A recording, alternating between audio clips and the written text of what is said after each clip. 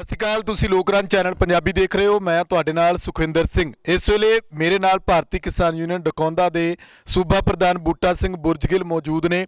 ਦਿੱਲੀ ਤੋਂ ਆਏ ਨੇ। ਸਭ ਤੋਂ ਪਹਿਲਾਂ ਅਸੀਂ ਬੂਟਾ ਸਿੰਘ ਜੀ ਤੁਹਾਡਾ ਧੰਨਵਾਦ ਕਰਦੇ ਹਾਂ, ਤੁਸੀਂ ਸਾਨੂੰ ਸਮਾਂ ਦਿੱਤਾ ਡਾਇਰੈਕਟ ਦਿੱਲੀ ਤੋਂ। ਸਤਿ ਸ੍ਰੀ ਅਕਾਲ ਜੀ, ਸਾਰੇ ਸਰੋਤਿਆਂ ਨੂੰ ਸਤਿ ਸ੍ਰੀ ਅਕਾਲ, ਤੁਹਾਨੂੰ ਵੀ ਸਤਿ ਸ੍ਰੀ ਅਕਾਲ, ਧੰਨਵਾਦ ਜੀ। ਬੂਟਾ ਸਿੰਘ ਜੀ, ਦਿੱਲੀ ਦੇ ਵਿੱਚ ਕੱਲ ਜਿਹੜੀ ਮੀਟਿੰਗ ਹੋਈ ਹੈ, ਕਿਸਾਨਾਂ ਦੇ ਨਾਲ ਮੀਟਿੰਗ ਬੇਸਿੱਟਾ ਰਹੀ, ਕੋਈ ਗੱਲਬਾਤ ਸਿਰੇ ਚੜ੍ਹਦੀ ਨਜ਼ਰ ਨਹੀਂ ਆ ਰਹੀ। ਕੀ ਕੁਝ ਹੋਇਆ ਸੀ ਉੱਥੇ ਕਮਰੇ ਦੇ ਵਿੱਚ ਜਿਹੜਾ ਅਸਹਿਮਤੀ ਫੇਰ ਤੋਂ ਕੇਂਦਰ ਨੂੰ ਜਾਂ ਤਾਂ ਸਮਝਣ ਦੇ ਵਿੱਚ ਦਿੱਕਤ ਆ ਰਹੀ ਹੈ ਜਾਂ ਸਮਝਾਉਣ 'ਚ ਦਿੱਕਤ ਆ ਰਹੀ ਹੈ, ਕਿੱਥੇ ਪੇਚ ਅੜਦਾ?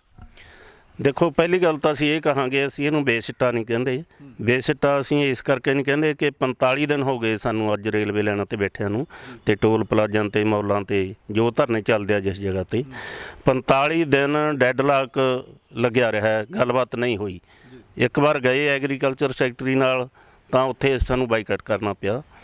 ਨਾਲ ਅਸੀਂ ਇਹ ਮੰਗ ਕੀਤੀ ਕਿ ਅਗਰ ਸਾਨੂੰ ਜੇ ਮੰਤਰੀ ਬੁਲਾਉਣਗੇ ਫਿਰ ਅਸੀਂ ਗੱਲਬਾਤ ਲਈ ਆਵਾਂਗੇ, ਵਰਨਾ ਨਹੀਂ ਆਵਾਂਗੇ। ਐਤਕੀ ਜਿਹੜਾ ਸਾਨੂੰ ਸੱਦਾ ਪੱਤਰ ਆਇਆ ਉਹ ਫਿਰ ਮੰਤਰੀਆਂ ਵੱਲੋਂ ਆਇਆ। ਮੰਤਰੀਆਂ ਵੱਲੋਂ ਆਇਆ ਤਾਂ ਕੱਲ੍ਹ ਅਸੀਂ ਗਏ ਮੀਟਿੰਗ ਦੇ ਵਿੱਚ। 31 ਕਿਸਾਨ ਜਥੇਬੰਦੀਆਂ ਦੇ ਜਿਹੜੇ ਹੈਗੇ ਨੁਮਾਇੰਦੇ ਉਹ ਪਹੁੰਚੇ ਉਸ ਮੀਟਿੰਗ ਦੇ ਵਿੱਚ। ਮੀਟਿੰਗ ਦੇ ਵਿੱਚ ਰੇਲ ਮੰਤਰੀ ਪਿਊਸ਼ ਗੋਇਲ ਅਤੇ ਨਰਿੰਦਰ ਤੋਮਰ ਜਿਹੜਾ ਖੇਤੀਬਾੜੀ ਮੰਤਰੀ ਹੈ ਇਹ ਮੌਜੂਦ ਸੀ। ਬਾਕੀ ਕਾਫੀ ਅਧਿਕਾਰੀ ਉਹਨਾਂ ਦੇ ਜਿਹੜੇ ਵੱਡੇ ਅਫਸਰ ਹੈ ਉਹ ਨਾਲ ਮੌਜੂਦ ਸੀ। ਅਸੀਂ ਆਪਣਾ ਜਿਹੜਾ ਪੱਖ ਹੈ ਤਿੰਨਾਂ ਕਾਨੂੰਨਾਂ 'ਤੇ ਕਿ ਇਹ ਤਿੰਨੇ ਜਿਹੜੇ ਕਾਨੂੰਨ ਹੈ ਇਹ ਕਿਸਾਨਾਂ ਦੇ ਵਿਰੋਧੀ ਕਿਵੇਂ ਹੈ, ਖੇਤੀ ਦਾ ਉਜਾੜਾ ਕਿਵੇਂ ਕਰਦੇ ਆ ਇਹ, ਅਤੇ ਕਾਰਪੋਰੇਟ ਘਰਾਣਿਆਂ ਦੇ ਪੱਖ ਦੇ ਵਿੱਚ ਕਿਵੇਂ ਆ ਇਹ, ਆਉਣ ਵਾਲੇ ਸਮੇਂ ਦੇ ਵਿੱਚ ਕਿਹੋ ਜਿਹਾ ਨੁਕਸਾਨ ਹੋਊਗਾ ਖੇਤੀ ਦਾ। ਇਹ ਬਹੁਤ ਜ਼ੋਰਦਾਰ ਢੰਗ ਨਾਲ ਅਸੀਂ ਪੁੱਟ ਕੀਤਾ ਕੇਸ, ਸਫਲ ਹੋਏ ਅਸੀਂ ਉਹ ਕੇਸ ਪੁੱਟ ਕਰਨ ਦੇ ਵਿੱਚ, ਜਿਸ ਦੀ ਵਜ੍ਹਾ ਕਾਰਨ ਜਿਹੜਾ ਖੇਤੀ ਮੰਤਰੀ ਆ ਉਹ ਲਾਜਵਾਬ ਹੋਇਆ। ਲਾਜਵਾਬ ਹੋ ਕੇ ਉਹਨੂੰ ਇਹ ਗੱਲ ਕਹਿਣੀ ਪਈ ਕਿ ਇਹ ਬਹੁਤ ਗੁੰਝਲਦਾਰ ਮਾਮਲਾ ਹੋਣ ਕਰਕੇ ਬਾਰ-ਬਾਰ ਮੀਟਿੰਗਾਂ ਕਰਨੀਆਂ ਪੈਣਗੀਆਂ।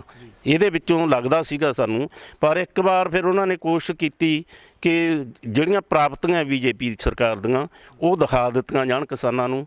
ਝੋਨਾ ਕਿੰਨਾ ਵੱਧ ਗਿਆ, ਝੋਨੇ ਦਾ ਰੇਟ ਕਿੰਨਾ ਵੱਧ ਗਿਆ ਪਿਛਲੇ 4 ਸਾਲਾਂ ਦੇ ਵਿੱਚ, ਅਤੇ ਇਹਨਾਂ ਨੇ ਸਰਕਾਰ ਨੇ ਹੋਰ ਕੀ ਕਿਸਾਨਾਂ ਦੇ ਪੱਖ 'ਚ ਕੰਮ ਕੀਤੇ।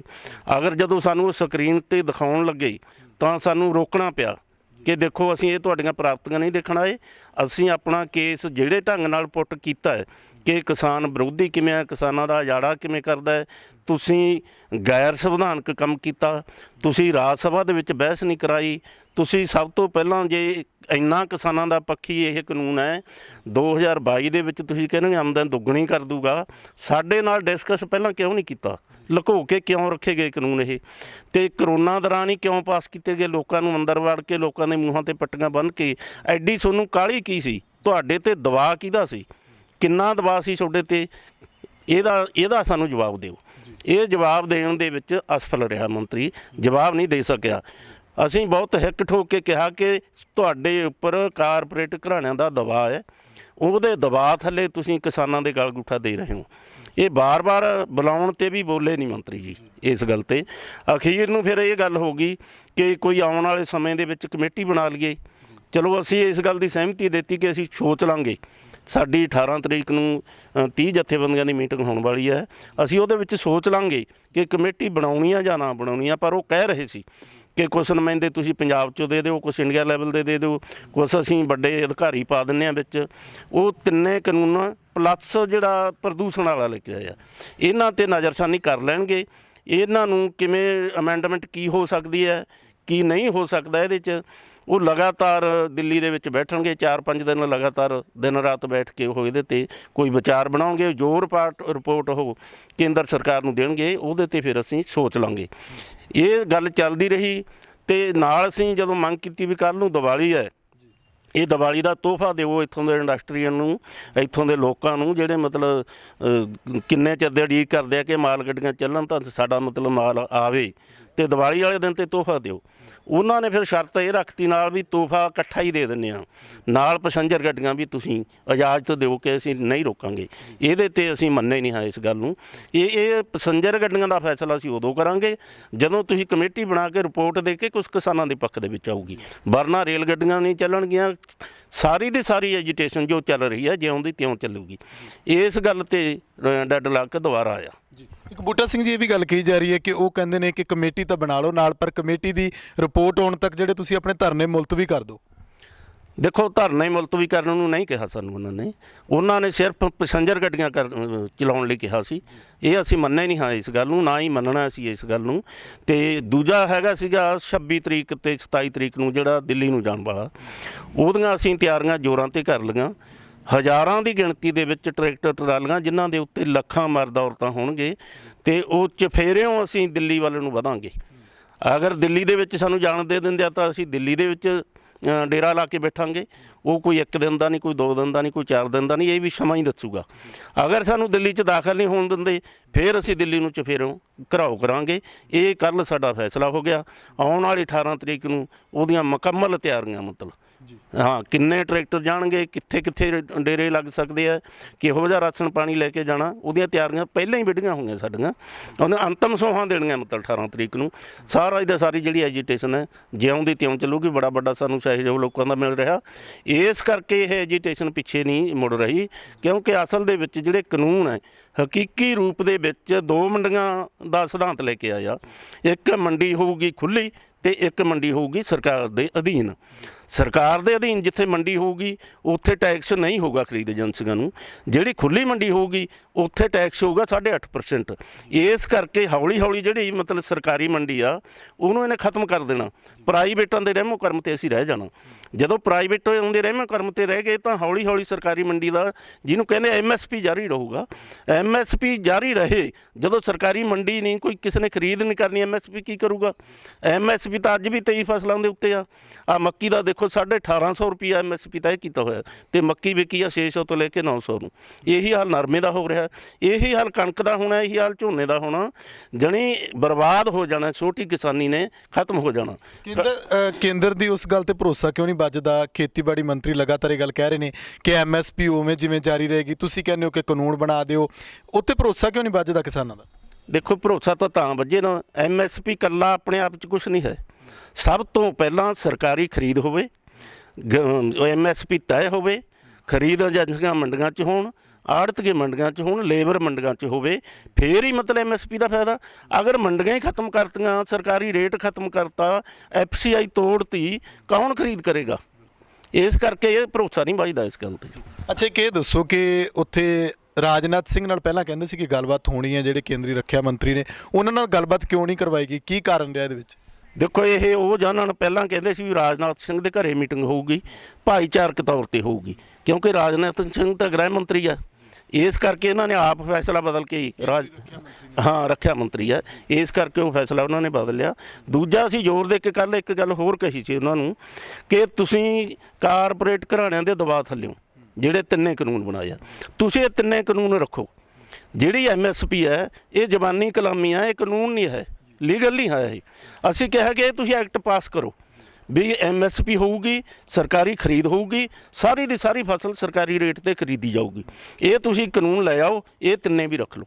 ਇਹਦੇ ਤੇ ਵੀ ਉਹ ਚੁੱਪ ਰਹੇ ਆ। ਤੁਹਾਨੂੰ ਇਹ ਨਹੀਂ ਲੱਗਦਾ ਕਿ ਕੇਂਦਰ ਦੀ ਜ਼ਿੱਦ ਜਿਹੜੀ ਉਹ ਬਰਕਰਾਰ ਹੈ? ਕੇਂਦਰੀ ਮੰਤਰੀ ਜਦੋਂ ਨਰਿੰਦਰ ਤੋਮਰ ਖੇਤੀਬਾੜੀ ਮੰਤਰੀ ਆਪਣੇ ਵੱਲੋਂ ਇੱਕ ਬਿਆਨ ਜਿਹੜਾ ਉਹਨਾਂ ਦਾ ਆਉਂਦਾ ਜਾਂ ਉੱਥੇ ਚਰਚਾਵਾਂ ਜਿਹੜੀਆਂ ਹੋ ਰਹੀਆਂ ਸੀ, ਉਸ ਦੌਰਾਨ ਉਹਨਾਂ ਨੇ ਫੇਸਬੁੱਕ ਤੇ ਪਾਇਆ ਕਿ ਕਿਸਾਨਾਂ ਦੀ ਆਮਦਨ ਦੁੱਗਣੀ ਕਰਨ ਬਾਰੇ ਅਸੀਂ ਕਿਸਾਨਾਂ ਨੂੰ ਸਮਝਾ ਰਹੇ ਹਾਂ, ਕਿਸਾਨਾਂ ਦੀ ਆਮਦਨ ਦੁੱਗਣੀ ਹੋ ਜਾਏਗੀ। ਮੰਡੀਆਂ ਬਾਰੇ ਉਹ ਗੱਲਬਾਤ ਕਰ ਰਹੇ ਨੇ। ਉਹ ਉਸ ਗੱਲ ਤੇ ਤਾਂ ਆ ਹੀ ਨਹੀਂ ਰਹੇ। ਤੁਸੀਂ ਕਹਿੰਦੇ ਹੋ ਖੇਤੀ ਕਾਨੂੰਨ ਰੱਦ ਕਰ ਦਿਓ, ਤਾਂ ਕਹਿੰਦੇ ਨੇ ਕਿ ਅਸੀਂ ਤੁਹਾਨੂੰ ਸਮਝਾ ਰਹੇ ਹਾਂ ਉੱਥੇ।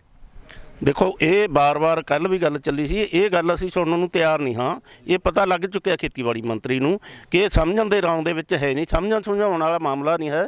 ਹੁਣ ਤਾਂ ਮਾਮਲਾ ਮਤਲਬ 3 ਕਾਨੂੰਨਾਂ ਦਾ ਬਣ ਕੀ ਸਕਦਾ ਇੱਥੇ ਆ ਕੇ ਖੜਾ। ਇਹ ਅਸੀਂ ਸਮਝਦੇ ਹਾਂ ਕਿ ਇਕੱਲਾ ਖੇਤੀ ਮੰਤਰੀ ਦਾ ਮਾਮਲਾ ਨਹੀਂ ਹੈ। ਪੂਰੀ ਦੀ ਪੂਰੀ ਜਿਹੜੀ BJP ਦੀ ਲੀਡਰਸ਼ਿਪ ਹੈ ਉਹਦੇ ਸੋਚਣ ਵਿਚਾਰਨ ਦਾ ਪੂਰੀ ਦੀ ਪੂਰੀ ਮਤਲਬ ਜਿਹੜੀ ਸੈਂਟਰ ਸਰਕਾਰ ਹੈ ਉਹ ਇਹਦੇ ਤੇ ਇੱਕਮਤ ਹੋ ਕੇ ਇਕਜੁੱਟ ਹੋ ਕੇ ਬੈਠੂਗੀ, ਫਿਰ ਇਹਦਾ ਕੋਈ ਹੱਲ ਨਿਕਲੂਗਾ। ਇਕੱਲਾ ਮੰਤਰੀ ਕੋਈ ਹੱਲ ਨਹੀਂ ਕੱਢ ਸਕਦਾ। ਇੱਕ ਚਰਚਾਵਾਂ ਇਹ ਵੀ ਨੇ ਕਿ ਜਿਹੜਾ ਕਿਸਾਨਾਂ ਦਾ ਅੰਦੋਲਨ ਹੈ, ਸਰਕਾਰ ਉਹਨੂੰ ਬਹੁਤਾ ਲਾਈਟਲੀ ਲੈ ਕੇ ਚੱਲ ਰਹੀ ਹੈ। ਉਹਨੂੰ ਇਹ ਨਹੀਂ ਸਮਝ ਰਹੀ ਕਿ ਇਸ ਸੰਘਰਸ਼ ਦੇ ਨਾਲ ਕਿੰਨਾ ਕੁ ਜਿਹੜਾ ਉਹ ਅਸਰ ਪੈ ਰਿਹਾ ਦੇਸ਼ ਦੇ ਉੱਤੇ, ਉਹ ਉਸ ਤਰੀਕੇ ਦੇ ਨਾਲ ਨਹੀਂ ਸਮਝਿਆ ਜਾ ਰਿਹਾ। ਕੋਈ ਮਤਲਬ ਕਿ ਉਹਨਾਂ ਨੂੰ ਕਿਸੇ ਗੱਲ ਦਾ ਭੈ ਵੀ ਨਹੀਂ ਉਹਨਾਂ ਦੇ ਮਨ ਦੇ ਵਿੱਚ ਕਿ ਸੰਘਰਸ਼ ਚੱਲ ਰਿਹਾ। ਠੀਕ ਹੈ, ਪੰਜਾਬ ਤੇ ਹਰਿਆਣਾ ਦਾ ਹੀ ਮੰਨ ਕੇ ਚੱਲ ਰਹੇ ਨੇ ਉਹ। ਨਹੀਂ ਬਹੁਤ ਫਿਕਰਮੰਦੀ ਆ ਉਹਨਾਂ ਨੂੰ। ਜੇ ਫਿਕਰਮੰਦੀ ਨਾ ਹੁੰਦੀ ਤਾਂ ਡੱਡਲਾਕ ਨਹੀਂ ਸੀ ਟੁੱਟਣਾ।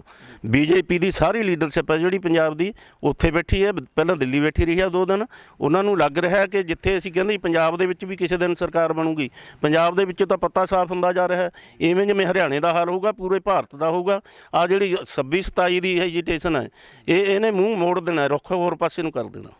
ਹਾਂ ਤੇ ਕੀ ਮੰਨਦੇ ਹੋ ਕਿ ਇਹ ਤੋਂ ਬਾਅਦ ਜਿਹੜਾ ਉਹ ਕੇਂਦਰ ਆਪਣੇ ਗੋਡੇ ਟੇਕਣ ਲਈ ਮਜਬੂਰ ਹੋਏਗਾ? ਮਜਬੂਰ ਹੋਏਗਾ 26-27 ਦਾ ਐਕਸ਼ਨ ਦੇਖ ਕੇ ਨਾ, ਤੇ ਉਹਨੂੰ ਲਾਜ਼ਮੀ ਮਜਬੂਰ ਹੋਣਾ ਪੈਣਾ। ਨੈਸ਼ਨਲ ਲੈਵਲ ਤੇ ਜਿਹੜੀ ਤੁਹਾਡੀ ਕਮੇਟੀ ਬਣੀ ਹੈ, ਹੋਰ ਭਾਰਤੀ ਕਿਸਾਨ ਜਿਹੜੀਆਂ ਜਥੇਬੰਦੀਆਂ ਨੇ ਕਿਸਾਨਾਂ ਦੀਆਂ, ਉਹਨਾਂ ਸਾਰਿਆਂ ਨੂੰ ਲੈ ਕੇ ਕਿਸ ਤਰ੍ਹਾਂ ਦਾ ਰਵੱਈਆ ਕੇਂਦਰ ਵੱਲੋਂ ਸਾਹਮਣੇ ਆ ਰਿਹਾ? ਕੋਈ ਇਹ ਗੱਲ ਤਾਂ ਨਹੀਂ ਕਿਤੇ ਚਰਚਾ ਇਹ ਹੋ ਜਾਂਦੀ ਹੈ ਕਿ ਰਾਸ਼ਟਰਵਾਦੀ ਜਿਹੜਾ ਇਸ ਸੰਘਰਸ਼ ਨੂੰ ਬਣਾਉਣ ਦੀ ਕੋਸ਼ਿਸ਼ ਕੀਤੀ ਜਾ ਰਹੀ ਹੈ ਕਿ ਸਾਰਾ ਕੁਝ ਘੁੰਮਾ ਕੇ ਕੇਂਦਰ ਦੇ ਜਾ ਕੇ ਕਿਸਾਨ ਜਥੇਬੰਦੀਆਂ ਕਿਤੇ ਗੋਡੇ ਨਾ ਟੇਕ ਦੇਣ? ਨਹੀਂ ਦੇਖੋ, ਇਹ ਪੈਂਤੜੇਬਾਜ਼ੀ ਹੁੰਦੀ ਹੈ। ਇਹ ਕੇਂਦਰ ਦੀ ਪੈਂਤੜੇਬਾਜ਼ੀ ਸੀ ਕਿ ਜਿਹੜਾ ਇਕੱਲਾ ਪੰਜਾਬ ਦੇ ਕਿਸਾਨਾਂ ਨੂੰ ਬੁਲਾਇਆ, ਕਿ ਪੰਜਾਬ ਦੇ ਵਿੱਚ ਜਿਹੜਾ ਅੰਦੋਲਨ ਆ ਉਹ ਜ਼ਿਆਦਾ ਸਿਰੇ ਤੇ ਪਹੁੰਚਿਆ ਹੋਇਆ, ਤੇ ਇਦੋਂ ਬਾਅਦ ਉਹਨਾਂ ਨੂੰ ਇਹ ਵੀ ਪਤਾ ਕਿ ਇਹ ਤਿੱਖਾ ਰੁੱਖ ਅਖਤਿਆਰ ਕਰੂਗਾ, ਕਿਉਂਕਿ ਬਿਜਾਈ ਦਾ ਵਿਹਲਾ ਸਮਾਂ ਹੋ ਗਿਆ, ਝੋਨੇ ਤੋਂ ਲੋਕ ਵਿਹਲੇ ਹੋ ਗਏ, ਹੁਣ ਵੱਡੇ ਇਕੱਠ ਹੋਣੇ ਆ, ਘੋਲ ਮਤਲਬ ਤਿੱਖਾ ਹੁੰਦਾ ਜਾਊਗਾ। ਇਸ ਕਰਕੇ ਵੀ ਪੰਜਾਬ ਵਾਲਿਆਂ ਨਾਲ ਗੱਲਬਾਤ ਕਰਕੇ ਇਹਨੂੰ ਮਸਲੇ ਨੂੰ ਠੰਡਾ ਪਾ ਲਈਏ, ਇਹ ਉਹਨਾਂ ਦੀ ਕੋਸ਼ਿਸ਼ ਹੈਗੀ ਸੀ ਇੱਕ, ਪਰ ਨਹੀਂ, ਇਹ ਸਫਲ ਨਹੀਂ ਹੋਣੀ, ਕਿਉਂਕਿ ਕਾਨੂੰਨ ਹੈ ਜਿਹੜੇ ਇਹ ਇਕੱਲੇ ਪੰਜਾਬ ਤੇ ਨਹੀਂ ਲਾਗੂ ਹੁੰਦੇ, ਕਾਨੂੰਨ ਤਾਂ ਪੂਰੇ ਇੰਡੀਆ ਦੇ ਵਿੱਚ ਲਾਗੂ ਹੋਣੇ ਆ ਇਹ। ਤੇ ਆ ਬਲਦੀ ਤੇ ਤੇਲ ਇਹਨਾਂ ਨੇ ਹੋਰ ਪਾਤਾ, ਜਿਹੜਾ ਪ੍ਰਦੂਸ਼ਣ ਦੇ ਨਾਂ ਥੱਲੇ 1 ਕਰੋੜ ਦਾ ਜੁਰਮਾਨਾ ਤੇ 5 ਸਾਲ ਦੀ ਕੈਦ। ਦੇਖੋ ਪ੍ਰਦੂਸ਼ਣ ਕਹਿੰਦੇ ਆ, ਮੈਂ ਕੱਲ੍ਹ ਜਾ ਕੇ ਆਇਆ, ਜਿਹੜਾ ਇਹ ਬਕਵਾਸ ਕਰਦੇ ਆ, ਝੂਠ ਮਾਰਦੇ ਆ ਕਿ ਮਤਲਬ ਪੰਜਾਬ ਦਾ ਧੂੰਆਂ ਉੱਥੇ ਪਹੁੰਚ ਗਿਆ। ਧੂੰਆਂ ਇੱਥੇ ਤਾਂ ਹੈ, ਪੰਜਾਬ ਦੇ ਵਿੱਚ ਤਾਂ, ਦਿੱਲੀ ਦੇ ਵਿੱਚ ਤਾਂ ਹੈ ਨਹੀਂ, ਪਰ ਜਿੱਡਾ ਵੱਡਾ ਅਸੀਂ ਦੇਖਿਆ ਉੱਥੇ ਜਿੰਨੀ ਮਸ਼ੀਨਰੀ ਚੱਲ ਰਹੀ ਹੈ, ਇਹ ਤਾਂ ਵੱਡਾ ਰੋਲ ਹੀ ਮਤਲਬ ਮਸ਼ੀਨਰੀ ਦਾ ਉਹਦੇ ਵਿੱਚ, ਉੱਥੋਂ ਦੀ ਇੰਡਸਟਰੀ ਦਾ। ਇਸ ਕਰਕੇ ਕਿੱਡੀ ਵੱਡੀ ਸਜ਼ਾ ਕਿ 10 ਕਿੱਲੇ ਜ਼ਮੀਨ, ਹੁਣ 10 ਕਿੱਲੇ ਵੇਚ ਕੇ ਵੀ ਕਰੋੜ ਰੁਪਈਆ ਨਹੀਂ ਬਣਦਾ। ਐਡਾ ਵੱਡਾ ਮਤਲਬ ਇਹੋ ਜਿਹੇ ਫੈਸਲੇ ਲੈਣੇ, ਇਹ ਦਬਾਉਣ ਖਾਤਰ ਹੀ ਸੀ ਅਸਲ ਦੇ ਵਿੱਚ, ਕਿ ਅਜਿਹੇ ਫੈਸਲੇ ਕਰੋ ਤਾਂ ਕਿ ਪੰਜਾਬ ਦੇ ਜਿਹੜੇ ਲੋਕ ਹੈ ਉਹਨਾਂ ਨੂੰ ਸਬਕ ਸਿਖਾਇਆ ਜਾ ਸਕੇ। ਅੱਛਾ, ਉੱਥੇ ਦਿੱਲੀ ਦੇ ਵਿੱਚ ਇੱਕ ਹੋਰ ਚਰਚਾ ਜਿਹੜੀ ਚੱਲ ਰਹੀ ਹੈ ਕਿ ਕੇਜਰੀਵਾਲ ਸਰਕਾਰ ਪਰਾਲੀ ਦਾ ਹੱਲ ਦੇ ਰਹੀ ਹੈ ਕਿ ਇਸ ਤਰ੍ਹਾਂ ਤੁਸੀਂ ਜਿਹੜਾ ਉਹ ਪਰਾਲੀ ਦਾ ਹੱਲ ਕੱਢ ਸਕਦੇ ਹੋ, ਉਹ ਕਿਸਾਨਾਂ ਨੂੰ ਰਾਸ ਨਹੀਂ ਆਉਂਦਾ? ਪੰਜਾਬ ਦੇ ਨੂੰ ਲਗਾਤਾਰ ਸੋਸ਼ਲ ਮੀਡੀਆ ਤੇ ਪ੍ਰਚਾਰ ਕਰ ਰਹੇ ਨੇ। ਨਹੀਂ ਹੈ ਹੀ ਨਹੀਂ, ਕੋਈ ਪ੍ਰੋਜੈਕਟ ਹੀ ਨਹੀਂ ਲਾਇਆ ਇਹਨਾਂ ਨੇ ਪੰਜਾਬ ਦੇ ਵਿੱਚ। ਕਿੱਥੇ ਕੋਈ ਪ੍ਰੋਜੈਕਟ? ਬੜਾ ਕੁਝ ਬਣ ਸਕਦਾ, ਪਰਾਲੀ ਤੋਂ ਇੱਟਾਂ ਬਣ ਸਕਦੀਆਂ, ਪਰਾਲੀ ਤੋਂ ਬਾਲਣ ਬਣਦਾ, ਡੰਡੇ ਬਣਦੇ ਆ, ਪਰਾਲੀ ਤੋਂ ਗੱਤਾ ਬਣਦਾ, ਪਰਾਲੀ ਤੋਂ ਬਿਜਲੀ ਪੈਦਾ ਹੁੰਦੀ ਆ। ਜੈਤੋ ਦੇ ਵਿੱਚ ਛੇਡੇ ਵਾਲਾ ਜਾ ਕੇ ਦੇਖੋ, ਉੱਥੇ ਇੱਕੋ ਹੀ ਪਲਾਂਟ ਲੱਗਿਆ, ਉਹ ਬਿਜਲੀ ਪੈਦਾ ਹੋ ਰਹੀ ਆ ਉਹਦੇ ਤੋਂ। ਆ ਬਠਿੰਡਾ ਥਰਮਲ ਬੰਦ ਕਰਤਾ, ਇੱਥੇ ਦੇ ਥਰਮਲ ਦੇ ਰਾਹੀਂ ਚਲਾਈ ਜਾ ਸਕਦੀ, ਪਰਾਲੀ ਦਾ ਖਾਤਮਾ ਹੋ ਸਕਦਾ, ਪਰ ਕਿਸਾਨ ਦੇ ਕੋਲੇ ਕੋਈ ਹੱਲ ਨਹੀਂ ਇਹਦਾ। ਇਹਦੇ ਬਾਰੇ ਤੁਸੀਂ ਕੇਂਦਰ ਨਾਲ ਗੱਲਬਾਤ, ਉੱਥੇ ਨਹੀਂ ਇਹ ਗੱਲਬਾਤ ਛਿੜੀ ਕਿ ਇਹਦਾ ਹੱਲ ਜਿਹੜਾ ਇਸ ਤਰੀਕੇ ਨਾਲ ਦਿੱਤਾ ਜਾ ਸਕਦਾ, ਤੇ ਅੱਗੋਂ ਉਹਨਾਂ ਦਾ ਕੀ ਰੁਖ ਰਿਹਾ? ਰੱਖੀ ਆ, ਬਹੁਤ ਜ਼ੋਰਦਾਰ ਢੰਗ ਨਾਲ ਰੱਖੀ ਆ ਇਹ ਗੱਲ ਵੀ। ਪਹਿਲੀ ਗੱਲ ਤਾਂ ਅਸੀਂ ਇਹਦੇ ਜ਼ਿੰਮੇਵਾਰ ਨਹੀਂ ਹਾਂ, ਇਹਦੇ ਜ਼ਿੰਮੇਵਾਰ ਮਤਲਬ ਹੋਰ ਕਾਰਨ ਆ। ਅਸੀਂ ਤਾਂ ਸਿਰਫ 6% ਪ੍ਰਦੂਸ਼ਣ ਫੈਲਾਉਂਦੇ ਆ, ਉਹ ਵੀ 15 ਦਿਨ। ਸਾਰਾ ਸਾਲ ਸਾਡੀਆਂ ਜਿਹੜੀਆਂ ਹਰੀਆਂ ਫਸਲਾਂ ਹੈ ਉਹ ਆਕਸੀਜਨ ਛੱਡਦੀਆਂ, ਉਹ ਇਹਨਾਂ ਦਾ ਗੰਧਲਾ ਕੀਤਾ ਹੋਇਆ ਮੌਸਮ ਨੂੰ ਤਾਂ ਠੀਕ ਕਰ ਲਾਂਗੇ ਸਾਡੀਆਂ ਫਸਲਾਂ, ਸਾਨੂੰ ਜ਼ਿੰਮੇਵਾਰ ਕਿਉਂ ਠਹਿਰਾਇਆ ਜਾ ਰਿਹਾ ਇਹਦੇ ਤੇ? ਇਹਦੇ ਤੇ ਵੀ ਉਹੀ ਗੱਲ ਆਉਂਦੀ ਸੀ ਕਿ ਇਹ ਜਿਹੜੇ 3 ਕਾਨੂੰਨਾਂ ਤੇ ਜਿੱਥੇ ਕਮੇਟੀ ਬਣਾਵਾਂਗੇ ਗੱਲਬਾਤ ਹੋਊ, ਉਹ ਨਾਲ ਪਰਾਲੀ ਵਾਲੇ ਦਾ ਵੀ ਵਿਚਾਰ। ਉੱਥੇ ਸਵਾਮੀਨਾਥਨ ਕਮਿਸ਼ਨ ਦੀ ਰਿਪੋਰਟ ਬਾਰੇ ਵੀ ਤੁਸੀਂ ਕੋਈ ਗੱਲਬਾਤ ਕੀਤੀ ਜਾਂ ਨਹੀਂ ਕੀਤੀ? ਬਹੁਤ ਜ਼ੋਰਦਾਰ ਢੰਗ ਨਾਲ ਅਸੀਂ ਰੱਖੀ ਆ ਇਹ, ਕਿ ਜਦੋਂ ਤੁਸੀਂ ਵੋਟਾਂ ਲੈਣੀਆਂ ਸੀ, ਸਰਕਾਰ ਬਣਾਉਣੀ ਸੀ, ਉਦੋਂ ਤੁਹਾਡੇ ਚੋਣ ਮੈਨੀਫੈਸਟੋ ਦੇ ਵਿੱਚ ਇਹ ਸੀ ਕਿ ਡਾਕਟਰ ਸਵਾਮੀਨਾਥਨ ਦੀਆਂ ਸਿਫਾਰਸ਼ਾਂ ਮੁਤਾਬਕ ਅਸੀਂ ਭਾਅ ਦੇਵਾਂਗੇ, ਉਹਦੇ ਮੁਤਾਬਕ ਜਿਹੜੀ ਇਹਦੀ ਆਮਦਨ ਹੈ ਦੁੱਗਣੀ ਕਰਾਂਗੇ। ਤੇ ਸੁਪਰੀਮ ਕੋਰਟ ਦੇ ਵਿੱਚ ਤੁਸੀਂ ਜਾ ਕੇ ਬਿਆਨ ਇਹਦੇ ਉਲਟ ਦਿੱਤਾ ਕਿ ਇਹ ਤਾਂ ਇੱਕ ਫਾਰਮੂਲਾ ਹੈ, ਇਹਦੇ ਨਾਲ ਤਾਂ ਜਿਹੜੀ ਹਿੰਦੁਸਤਾਨ ਦੀ ਆਰਥਿਕਤਾ ਉਹ ਤਬਾਹ ਹੋ ਜੂਗੀ, ਇਹਦਾ ਬਹੁਤ ਮਾੜਾ ਜਾਣੀ। ਤੇ ਇਹਦਾ ਜਵਾਬ ਦਿਓ ਸਾਨੂੰ, ਪਰ ਇਹਦਾ ਵੀ ਜਵਾਬ ਦੇਣ ਤੋਂ ਪਾਸਾ ਵੱਟ ਲਿਆ। ਚਲੋ ਅਖੀਰ ਦੇ ਵਿੱਚ ਦੱਸੋ ਕਿ ਅਗਲੀ ਗੱਲਬਾਤ ਕਿਸ ਤਰ੍ਹਾਂ ਦੀ ਮੰਨੀ ਹੈ, ਕਿ ਕੇਂਦਰੀ ਮੰਤਰੀਆਂ ਦੇ ਲੈਵਲ ਤੱਕ ਦੀ ਗੱਲਬਾਤ ਕਰਨੀ ਹੈ ਜਾਂ ਪ੍ਰਧਾਨ ਮੰਤਰੀ ਮੋਦੀ ਵੀ ਉਹਦੇ ਵਿੱਚ ਸ਼ਾਮਲ ਹੋਣੇ ਚਾਹੀਦੇ ਨੇ? ਨਹੀਂ, ਅਸੀਂ ਤਾਂ ਦੇਖੋ ਮੰਗ ਕਰਾਂਗੇ ਕਿ ਜਿਹੜਾ ਵੀ ਜਿਨ੍ਹਾਂ ਨੇ ਕਾਨੂੰਨ ਇਹ ਬਣਾਏ ਆ ਉਹੀ ਇਹਨੂੰ ਮਤਲਬ ਇਹਦਾ ਹੱਲ ਕੱਢ ਸਕਦੇ ਆ। ਇੱਕ ਮੰਤਰੀ ਜਾਂ 2 ਮੰਤਰੀ ਦੇ ਵੱਸ ਦਾ ਰੋਗ ਨਹੀਂ ਹੈ। ਜਿਵੇਂ ਮਿਸਾਲ ਦੇ ਤੌਰ ਤੇ ਅਸੀਂ ਕਹਿ ਦਈਏ 30 ਜਥੇਬੰਦੀਆਂ ਦੇ ਵਿੱਚੋਂ 2 ਨੁਮਾਇੰਦੇ ਜਾ ਬਣਨ, ਇਹ ਸਾਡੇ ਵੱਸ ਦਾ ਵੀ ਰੋਗ ਨਹੀਂ ਹੈ। ਅਸੀਂ ਵੀ ਜੇ 30 ਸਿਰ ਜੋੜ ਕੇ ਬੈਠਾਂਗੇ ਨਾ, ਫਿਰ ਇਹਦਾ ਹੱਲ ਨਿਕਲੂਗਾ। 1 ਜਾਂ 2 ਮੰਤਰੀਆਂ ਦਾ ਹੱਲ ਕੱਢਣ ਦਾ ਨਹੀਂ, ਪੂਰੀ ਸਰਕਾਰ ਇਹਦੇ 'ਚ ਦਖਲਅੰਦਾਜ਼ੀ ਕਰੇ, ਫਿਰ ਇਹਦਾ ਕੋਈ ਹੱਲ ਨਿਕਲੂਗਾ। ਜਿੰਨੀ ਵਾਰ ਦਿੱਲੀ ਸੱਦਣਗੇ ਉਨੀ ਵਾਰ ਦਿੱਲੀ ਜਾਓਗੇ? ਦੇਖੋ, ਅਸੀਂ ਮੀਟਿੰਗਾਂ ਤੋਂ ਨਹੀਂ ਘਬਰਾਵਾਂਗੇ, ਭਾਵੇਂ 10 ਦਿਨ ਬਹਾ ਲੈਣ ਦਿੱਲੀ ਦੇ ਵਿੱਚ, ਅਸੀਂ ਬੈਠਣ ਨੂੰ ਤਿਆਰ ਹਾਂ। ਤੇ ਆ ਹੁਣ ਵੀ ਜਿਹੜੀ ਕਮੇਟੀ ਦੀ ਗੱਲ ਚੱਲਦੀ ਸੀ, ਅਸੀਂ ਇਹੀ ਰੱਖਿਆ ਸੀ ਕਿ 20 ਤਰੀਕ ਤੋਂ ਫਿਰ ਉਹ ਕਮੇਟੀ ਬੈਠੇ, ਉੱਦਾਂ ਉੱਠੇ ਜਿੱਦਾਂ ਕੋਈ ਹੱਲ ਨਿਕਲੂਗਾ। ਹਫ਼ਤਾ ਲੱਗਦਾ, 10 ਦਿਨ ਲੱਗਦੇ ਆ, 5 ਦਿਨ ਲੱਗਦੇ ਆ, ਇਸ ਕਰਕੇ। ਜੀ ਸ਼ੁਕਰੀਆ, ਧੰਨਵਾਦ। ਸੋ ਸਾਡੇ ਨਾਲ ਮੌਜੂਦ ਸਨ ਭਾਰਤੀ ਕਿਸਾਨ ਯੂਨੀਅਨ ਡਕੌਂਦਾ ਦੇ ਸੂਬਾ ਪ੍ਰਧਾਨ ਬੂਟਾ ਸਿੰਘ ਬੁਰਜਗਿੱਲ, ਜਿਨ੍ਹਾਂ ਨੇ ਦੱਸਿਆ ਕਿ ਕਮਰੇ ਦੇ ਅੰਦਰ ਕੀ ਗੱਲਬਾਤ ਹੋਈ ਹੈ, ਕੇਂਦਰ ਜਿਹੜਾ ਉਹ ਕਿਸ ਤਰ੍ਹਾਂ ਹੈ। ਕਹਿੰਦੇ ਨੇ ਗੱਲਬਾਤ ਕੋਈ ਬੇਸਿੱਟਾ ਨਹੀਂ ਰਹੀ, ਇਹ ਗੱਲਬਾਤ ਚੱਲ ਰਹੀ ਹੈ, ਲਗਾਤਾਰ ਇਸੇ ਤਰ੍ਹਾਂ ਚੱਲਦੀ ਰਹੇਗੀ। ਪਰ ਗੱਲ ਇਹ ਹੈ ਕਿ ਦਬਾਅ ਜਿਹੜਾ ਉਹ 26-27 ਨਵੰਬਰ ਨੂੰ ਜਿਵੇਂ ਦਿੱਲੀ ਦੇ ਵਿੱਚ ਜਾ ਕੇ ਦਿੱਲੀ ਚਲੋ ਅੰਦੋਲਨ ਇਹਨਾਂ ਨੇ ਵਿੱਢਣਾ ਹੈ, ਉੱਥੇ ਕੇਂਦਰ ਸਰਕਾਰ ਜਾਂ ਦਿੱਲੀ ਸਰਕਾਰ ਵੜਨ ਦਿੰਦੀ ਹੈ ਜਾਂ ਨਹੀਂ ਦਿੰਦੀ, ਉਸ ਤੋਂ ਇਲਾਵਾ ਕਿਸ ਤਰ੍ਹਾਂ ਦੀ ਰੂਪਰੇਖਾ ਹੋਏਗੀ, ਉਸ ਸਭ ਦੇ ਉੱਤੇ ਤਿਆਰੀਆਂ ਜਿਹੜੀਆਂ ਉਹ ਕਮਰ ਰੱਸੇ ਕਰ ਲਏ ਗਏ ਨੇ। ਤਿਆਰੀਆਂ ਲਗਾਤਾਰ ਜ਼ੋਰਾਂ ਸ਼ੋਰਾਂ ਦੇ ਨਾਲ ਚੱਲ ਰਹੀਆਂ। ਕਿਸਾਨਾਂ ਨੂੰ ਸੁਨੇਹਾ ਦਿੱਤਾ ਗਿਆ ਕਿ ਤੁਸੀਂ ਆਪਣੀਆਂ ਟਰੈਕਟਰ ਟਰਾਲੀਆਂ ਲੈ ਕੇ ਦਿੱਲੀ ਪਹੁੰਚੋ ਤੇ ਉੱਥੇ ਜਾ ਕੇ ਜਿਹੜਾ ਕੇਂਦਰ ਦੇ ਨੱਕ ਵਿੱਚ ਦਮ ਕੀਤਾ ਜਾਵੇ, ਤਾਂ ਹੀ ਖੇਤੀ ਕਾਨੂੰਨ ਰੱਦ ਹੋ ਸਕਦੇ ਨੇ ਤੇ ਗੱਲਬਾਤ ਇਸ ਤੋਂ ਇਲਾਵਾ ਸਿਰੇ ਨਹੀਂ ਚੜ ਸਕਦੀ। ਤੁਹਾਨੂੰ ਇਹ ਪ੍ਰੋਗਰਾਮ ਕਿਸ ਤਰ੍ਹਾਂ ਦਾ ਲੱਗਿਆ? ਆਪਣੇ ਵਿਚਾਰ ਕਮੈਂਟ ਕਰਿਓ। ਲੋਕਰਾਜ ਚੈਨਲ ਪੰਜਾਬੀ ਨੂੰ ਸਬਸਕ੍ਰਾਈਬ ਕਰੋ। ਧੰਨਵਾਦ।